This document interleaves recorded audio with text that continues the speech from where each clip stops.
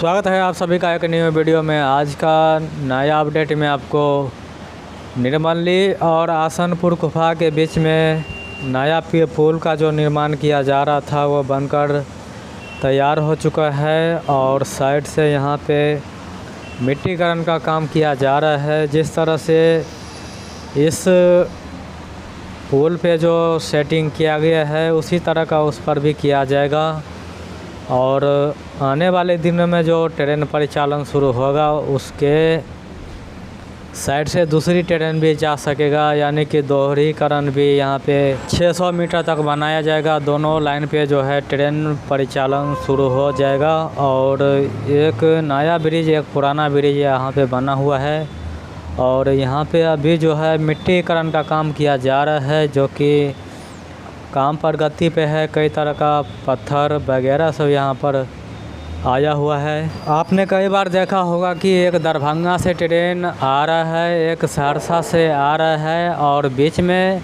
Station पे काफ़ी time तक जो है वो ट्रेन रहता है और जिसकी वजह से काफ़ी ट्रेन में देरी होता है। और इस पुल को तैयार होने के बाद एक दूसरे साइड से ट्रेन आ जा पाएंगे आने वाले दिनों में। मिलते हैं आपसे नए वीडियो में नए अपडेट के साथ।